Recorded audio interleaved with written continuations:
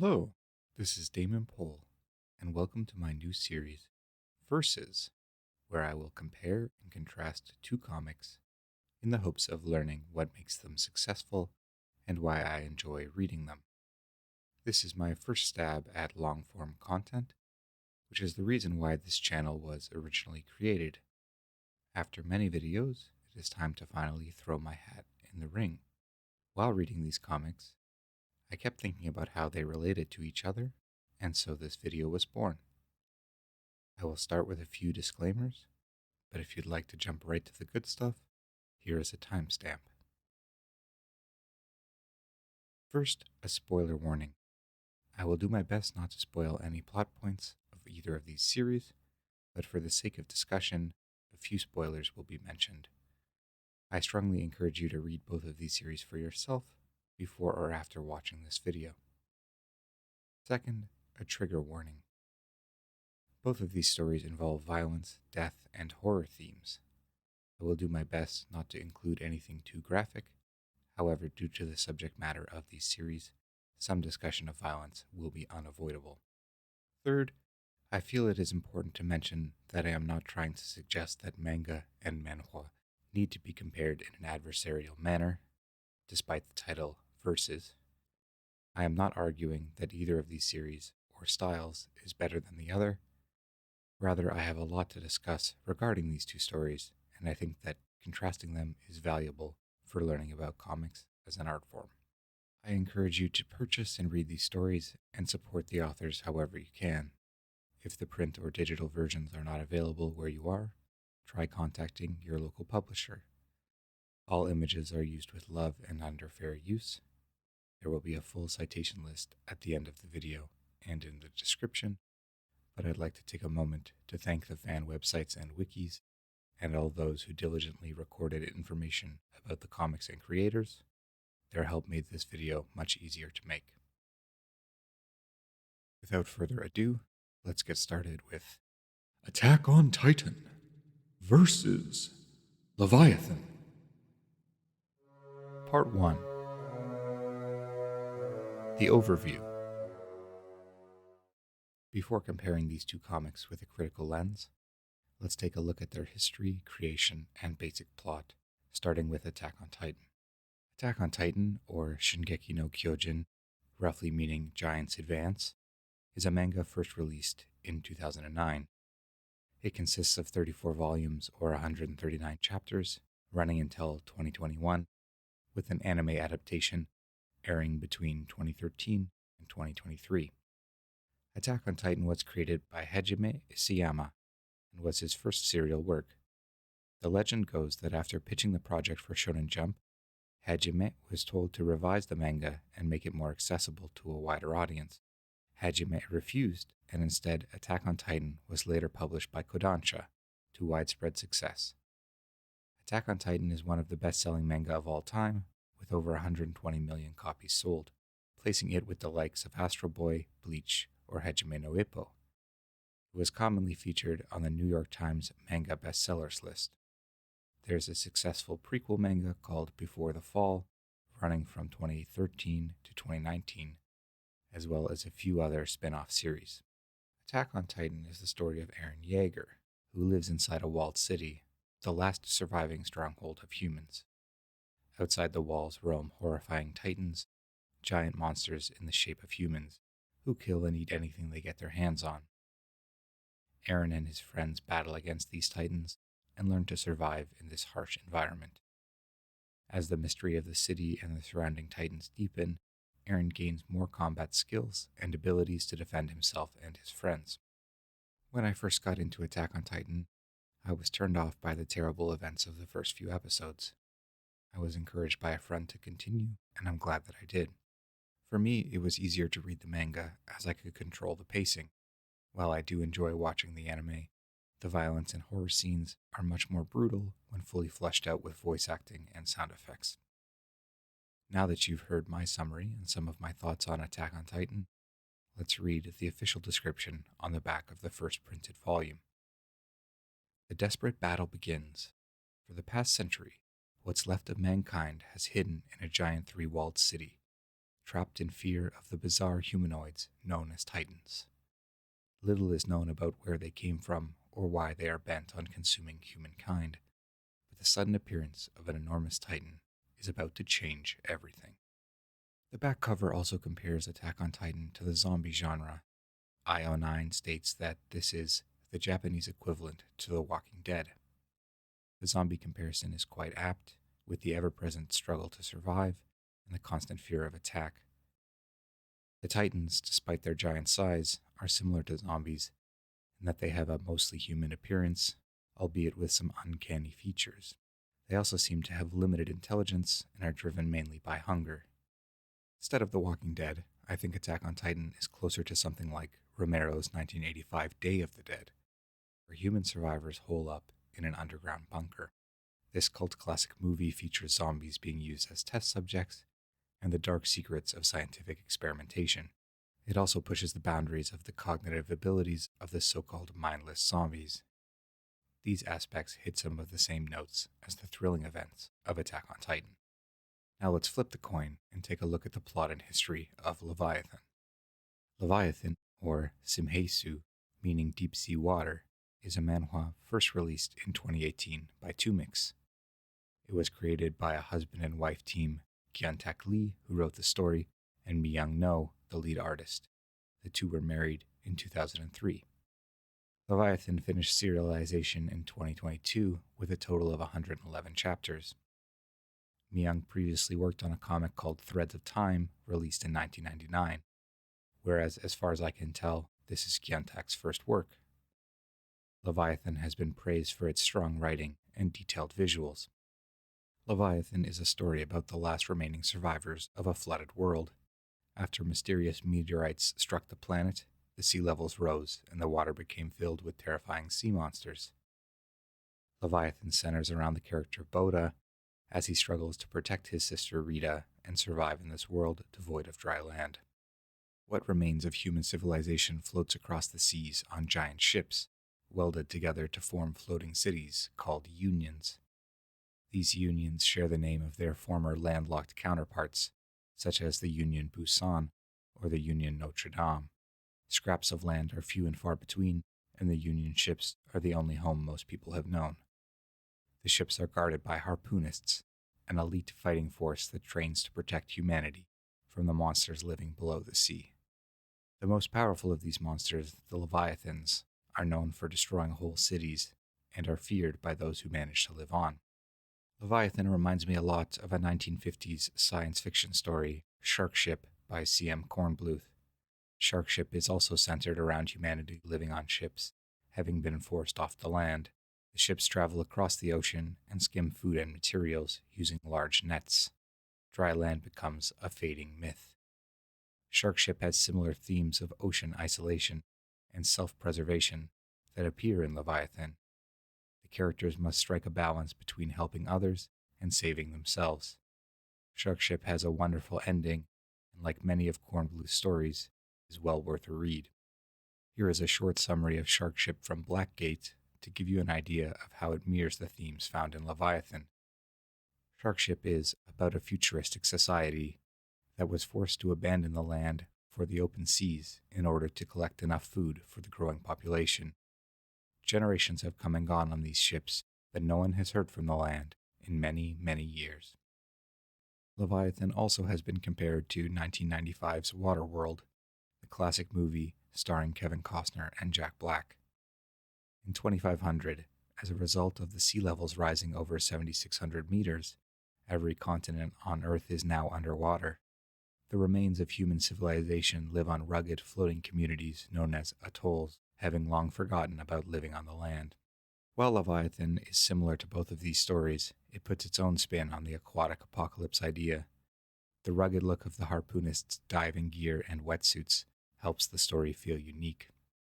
Another aspect of Leviathan that I enjoyed is that the world is flooded by meteors and not a result of human-led climate change. This is a nice change of pace that separates it from the realities of our modern age. Often dystopian fiction can hit too close to home, making it difficult or even depressing to digest. This slightly fantastical addition of meteors and alien sea monsters makes Leviathan easier to read and escape into. Finally, it's worth mentioning Thomas Hobbes' famous essay, also titled Leviathan. Written in the 1600s, this philosophical work discusses social contracts, power, and sovereignty, and I don't think it's a coincidence that the comic shares the name.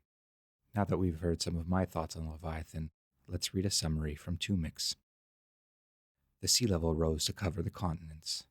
On a planet where dry land can no longer be found, the young Bota's family lives on a small boat and wanders the vast ocean.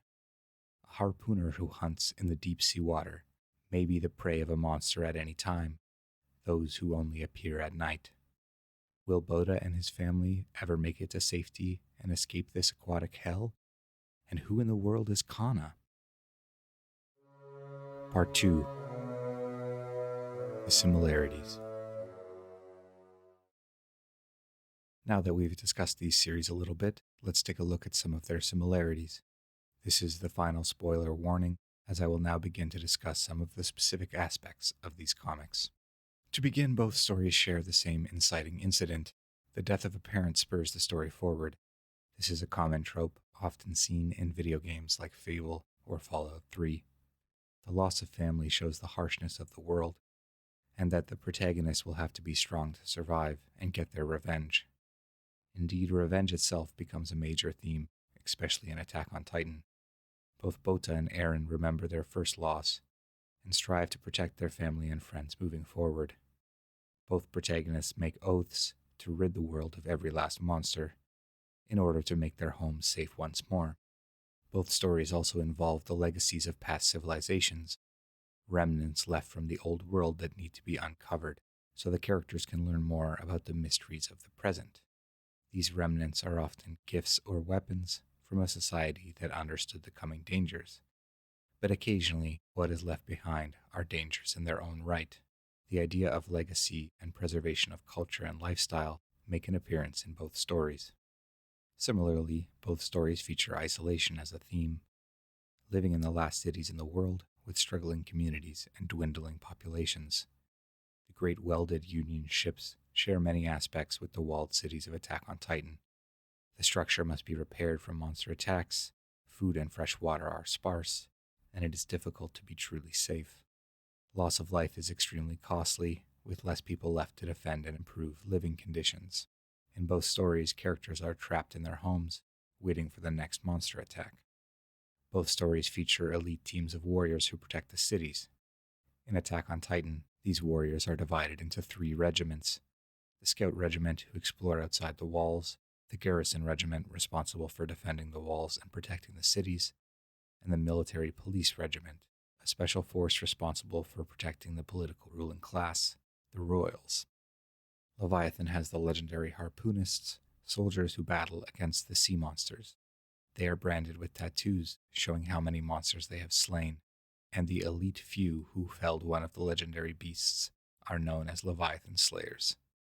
Leviathan's Union Busan also features a political ruling class known as the 10 Great Families, who are protected by the Union Police. Even the weapon systems used in these stories are closely related. In Attack on Titan, the regiments use ODM, or omnidirectional mobility gear, to battle the Titans. These grappling hook-based mechanical systems allow the soldiers to fly around the cities with ease and attack the weak points of the giant Titans. The ODM gear is a popular part of Attack on Titan and has been modeled in video games. In Leviathan, the harpoonists use, harpoons to battle the sea monsters. These long spears feature a barb to stick into the target and pull it closer.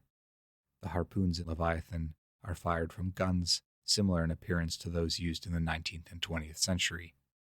While these harpoons are not as all-encompassing as the ODM, they are used in a similar fashion to wind and pull, not only as a weapon, but also a means of locomotion. The harpoons can be used to pull not only the target, but the user. It stands to reason that the development of the harpoon technology in Leviathan could eventually lead to something similar to the ODM gear. In both stories, enhanced mobility is needed to properly combat the onslaught of giant enemies.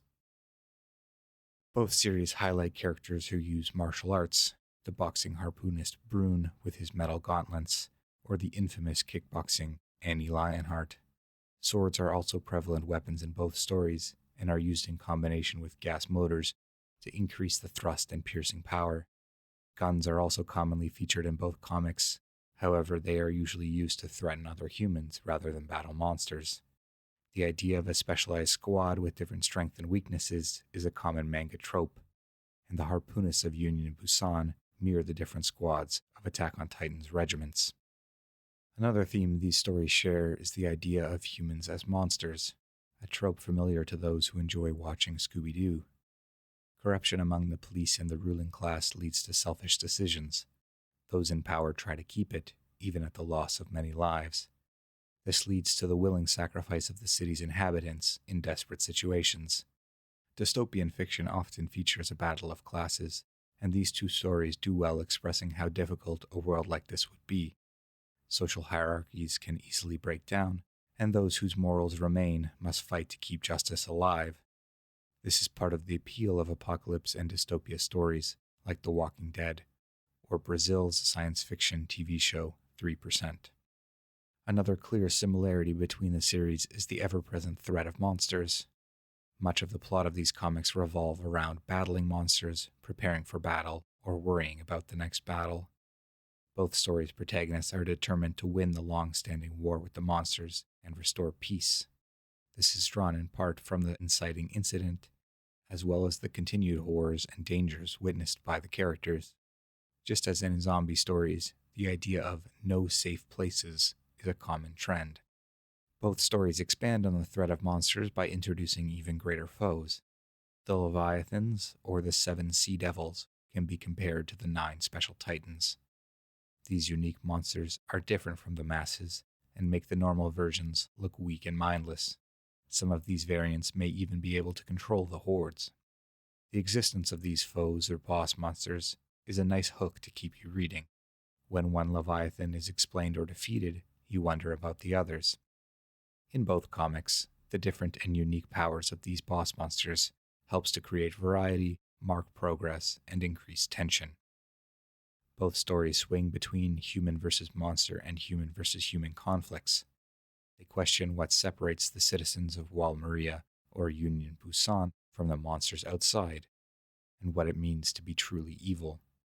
The themes in these series are closely related to one mentioned by Nietzsche in his 1886 writing, Beyond Good and Evil, Prelude to a Philosophy of the Future. The famous quote reads, "He who fights with monsters might take care lest he thereby become a monster. And if you gaze for long into an abyss, the abyss gazes also into you." Both Bota and Eren, as well as their peers, must strive not to fall deeper into the abyss. The stories are littered with characters who strode too far over the line or got lost in the fighting. Without giving away too many spoilers, I will say that both of these stories feature experimentation involving humans and monsters. The idea of science going too far and reaping what you sow is another common dystopian theme, present in stories like Godzilla or 28 Days Later. Human versus science is another trope that makes a common appearance in these stories. This idea dates back at least to Mary Shelley's Frankenstein, the modern Prometheus, the common ancestor to many monster stories. Another similarity is that the stories draw from other cultures. Attack on Titan borrows its title from Greek mythology.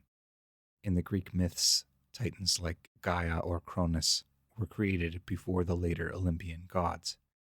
They battled and lost against gods like Athena and Poseidon. As a result of this war, the vanquished titans were banished from the upper world and held imprisoned under guard in Tartarus, although some titans were allowed to remain free. Attack on Titan also features many characters with Germanic names, such as Klaus or Berthold. Leviathan, on the other hand, features aggressive American harpoonists like Clark Miller and Union ships from many locations around the world. Leviathan is even inspired by the famous Western classic, Moby Dick. The notion of chasing a huge monster for revenge is certainly familiar. In a 2023 interview for K-Society, Myung mentions that the harpoonists were directly influenced by the whale hunters of Moby Dick. Both stories feature excellent art, and Attack on Titan has an almost anatomical design, especially when it comes to the titans. The focus on muscles and movement helps bring the story to life. Leviathan has incredible detail in both the character designs and vivid backgrounds. The art of both stories makes them easy to enjoy and helps support the writing. Finally, these stories both had a positive critical reception and have won many awards. Leviathan won 2 awards in 2018, the Grand Prize at the Sci-Fi Awards and the Golden Bridge at the 2018 Busan Webtoon Festival Awards. Attack on Titan has numerous accolades, including winning Animation of the Year in 2014, Best Anime Series in 2019, and Best Opening and Ending Sequence in 2023. There are dozens more nominations. Attack on Titan certainly became a widespread and well-loved series, something we will talk more about later in the video. Part 3. The Differences. While I hope you now agree that these stories are quite similar in a lot of ways, there are also notable differences. One story has Levi, and the other has Leviathans. Jokes aside, let's get into it. The first major difference is the sense of scale. While I do not mean to diminish Leviathan in any way, and while its story feels full and grand, it simply does not have the wealth of characters and locations featured in Attack on Titan. The scale of Attack on Titan is on another level, which is a blessing and a curse. The intense detail and world building is part of why Attack on Titan is so beloved. It does make the story confusing at times, whereas Leviathan is relatively easy to follow from start to finish. The scale of Attack on Titan allows it to mirror aspects of its own story and to properly address side characters and their individual arcs. Despite the smaller scale, Leviathan does a great job implying action in other locations, often showing the results of Union ships battling against the 7 Sea Devils. Another notable difference is the setting. Attack on Titan mostly takes place on an island. There are stone walls and cities, lush forests, and grand plains. This land is traversed by the scouts on foot, horseback, or using ODM gear. The sea represents a final barrier to the unknown, another wall. Leviathan, conversely, takes place almost entirely on the sea itself. The uneven waves and storms hide swarms of sea monsters. There is an ever-present sense of motion, drifting along through a blue wasteland. The static walls create a different feeling than the water.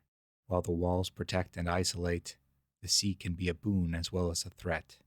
The current could pull your ship to safety or sweep along a precious item. The deep water can even become a resource in itself when the harpoonists don their steampunk diving suits in the sunken cities. These small variations give a different sense of isolation. The walls are ever-present and looming, while the sea is expansive and fluid. While both stories feature horror and violence, they approach it differently. Attack on Titan is visceral horror, with gore and horribly painful character deaths. Attack on Titan's horror centers around helplessness, inevitability, and a lack of agency. Leviathan, of course, might be more unsettling for those with a fear of the deep water. Leviathan also plays more with cosmic horror. The design of the Leviathans are not as humanoid as the Titans. The sea monsters have physical features similar to other ocean dwellers, with gills, fins, or tentacles. Both approaches to monster design work well to be unsettling, but the Titans, who appear like huge marching babies, have a particular uneasiness about them. The source of horror is also different. Leviathan's threats originally came from space, changing the landscape of the world. Attack on Titan is more about the consequences of actions and the suppression and dissemination of information. Another notable difference is that of style and layout. As I mentioned in my disclaimer section, I do not mean to create an adversarial relationship between Japanese manga and Korean manhwa. However, here the cultural differences between the two styles of comics come into play. While these two art forms and their history clearly have influenced each other, there are stark differences. Leviathan is full color and read vertically, whereas Attack on Titan is black and white and read horizontally, from right to left, like other manga. The verticality works well for a seamless reading experience, and Leviathan was designed with this in mind. I wonder if this vertical style makes manhwa more difficult to adapt into physical volumes, and how it feels to read a printed copy. Leviathan is available in print, and I understand that it was changed significantly in terms of page layout for the ease of reading. Myung mentions in the 2023 interview that the paper manhwa market is not as successful. Hundreds of works are published on the internet, but only a handful are published in book form. In the past, when a work was published online, it was obvious that a paper publication would follow. Today, this is no longer the case. It will be interesting to see if this trend changes as manhwa continues to rise in popularity. While a full comparison of manga and manhwa industries would be another video on its own, it's worth noting when reading and discussing these works. Attack on Titan was written in Japanese and Leviathan in Korean. The differences of the original language, as well as the translation and localization, have an impact on the English versions of these comics. It would be interesting to do an analysis of idioms and pacing and how they affected the translation of these stories. However, at present, my linguistic ability is not at a level to fulfill that task. If you speak either of these languages and have thoughts on the translations or the translated titles, please leave a comment below. Another difference is the size of the comic market. As of 2021, the Korean webtoon market was a $1.2 billion industry, a quarter of the Japanese market, which was reported at $4.4 billion in 2022. The market changes the reception of each release, and how much companies are willing to invest in comics is dictated by the demand. The popularity of the webtoon industry is increasing year by year, so this difference may shrink over time. Attack on Titan also featured a widespread popularity across the world, something Leviathan could still benefit from. Another related difference is the presence of an anime adaptation. Attack on Titan has a very successful anime version, which adds voice acting, theme music, and action-packed animation. Attack on Titan has had many adaptations to other forms of media, like video games, trading card games, cosplay, movies, anime figures, plushies, merchandising. SpaceBalls the coloring book. SpaceBalls the lunchbox. SpaceBalls the breakfast cereal. SpaceBalls the flamethrower. The kids love this one. I would love to see Leviathan in animated form, either as a movie or a series. I think it has the potential to be marketable and enjoyed by many. There is no information about a possible animation for Leviathan. However, with the recent release of trailers for Solo Leveling, another popular manhwa, it is possible that more comics could follow this route. Thank you for joining me through this comparison, my first Versus episode. I hope it is clear to you now that I like reading comics, and that I had a lot to say about these two works. If you like either of these comics, it's safe to say you'll probably like the other. I hope that by contrasting these two stories, I have shed light on what makes them successful. They are both excellent representations of horror adventure stories, showing human struggles to survive against all odds. They are impressive works by highly skilled authors and artists. Let me know which of these two comics you prefer. While this channel is an exercise in finding my voice, I'd love to hear yours. Let me know what you think of the analysis and the new format. If you have any thoughts or suggestions for combatants in the next Versus episode, please let me know. I already have a few ideas for continuing this series. That's all for now. If you liked the video, be sure to subscribe. Thanks for listening, take care, and happy reading.